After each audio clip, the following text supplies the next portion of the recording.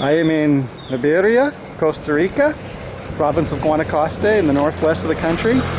And I'm leaving my Airbnb, and I just walked over actually the pedestrian bridge, and then across from it there's this old bridge, and it's fun watching vehicles go across it. Sometimes a little bit nervous. But anyway, I'm walking this way back into the center of town, and my bus actually leaves in 4 hours. So I'm just going to do a quick circuit around town and then go wait for my bus. But since I did come all this way and I've shown other things, I do want to show the city itself. And the city is interesting because it doesn't look exactly like other cities in Costa Rica. There's different climate and different terrain and different settlement pattern, all of which will probably be apparent as I walk along. One thing is it was called Ciudad Blanca, the White City, because of this white building style that actually looks like kind of Mediterranean. It looks like kind of like we're in a Greek city or something. No, it's a rough comparison, but that's kind of what I think. In the Life Vlogs video, which I did watch before I came here, Andre mentioned these narrow sidewalks, and they are a little bit narrower, but not terribly so. And a narrow sidewalk is better than no sidewalk, which you will find a lot in Costa Rica. From here you can see the center of town, or one of the centers of town. So as we get closer to the center of town, we do see more tourist related buildings, and everything also gets a little bit fancier and more, I guess, like colonial or faux colonial looking. And we are pretty close to the center of town. It's also pretty early on a Sunday, and so in a smaller town like this, that looks like that means a few things are closed. Maybe not most things, but a few things. Tienda La Nueva, skate and surf.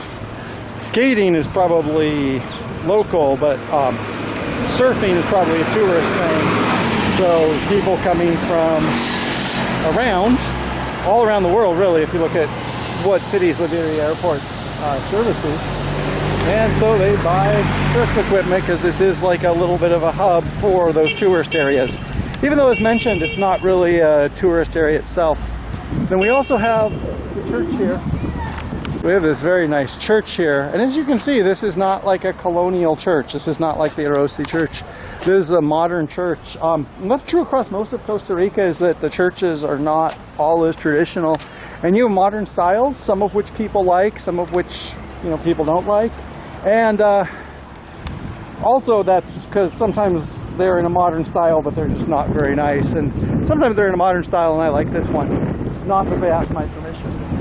And then if we turn around, as in many places, this is Liberia district of Liberia Canton, and it's also the provincial capital. So like in most cantons, you have the church and then you have the town square, and it looks like a nice place. There's the Museo de Guanacaste. Might be an interesting place to visit if I had more time, and it's probably not even open on a Sunday, or maybe not open now. So I just wanted to do a circle around the center of town. So just off the square, we have a nice little plaza with an Indian restaurant and some other foods. I saw that part first because I'm hungry. Oh, museum might actually be open.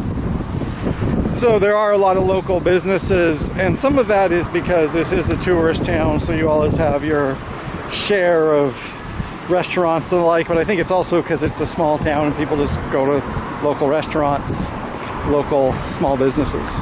So we've reached another little park.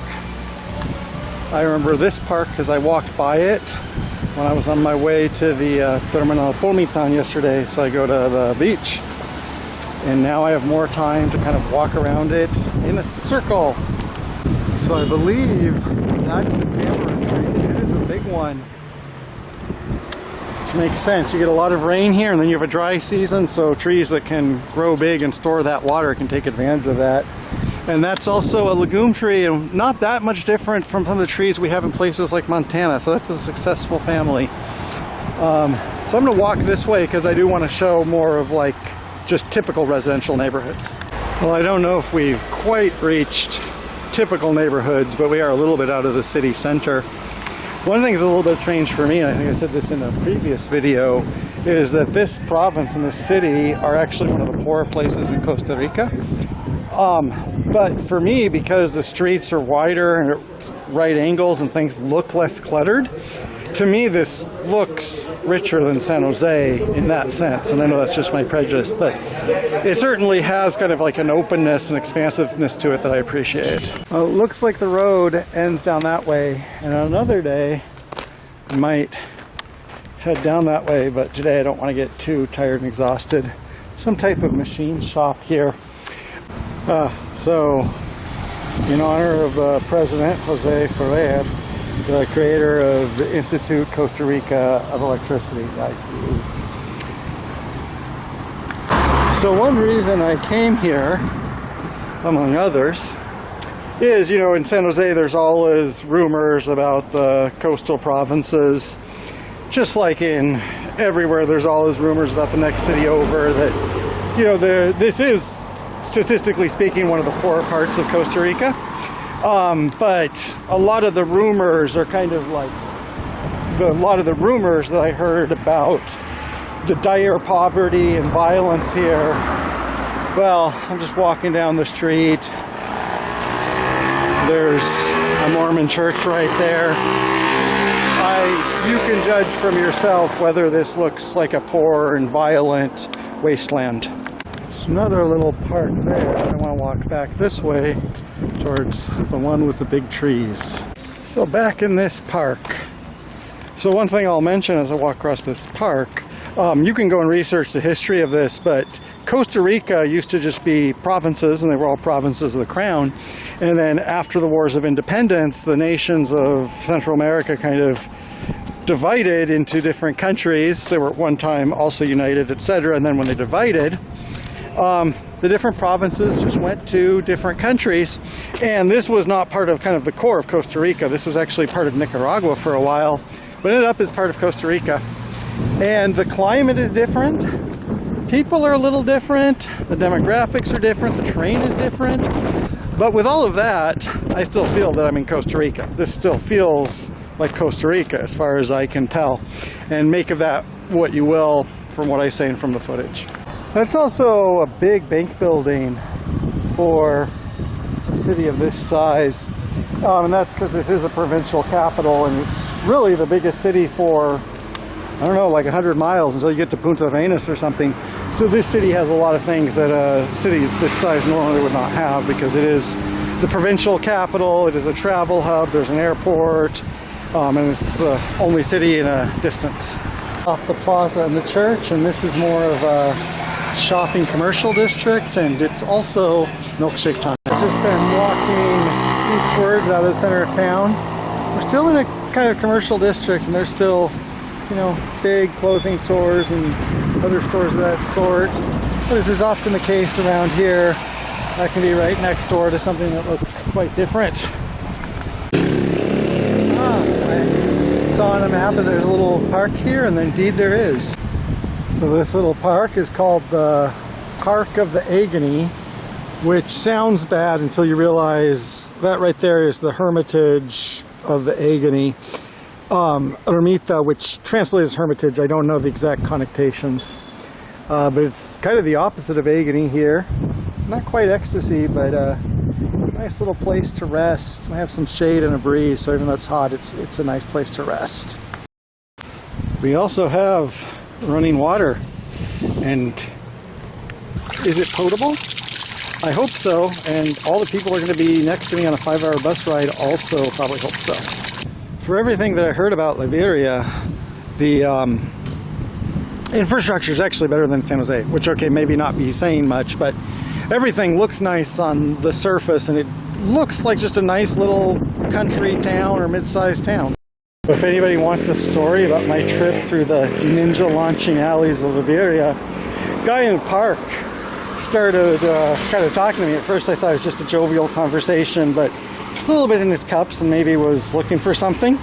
And a woman actually pulled over and said to me, "Hello, do you need help?" And I'm like, "Yeah, I'm fine." She's like, "Just be careful." So that was the most negative experience I had, and it was actually kind of funny. So I'm exiting the city.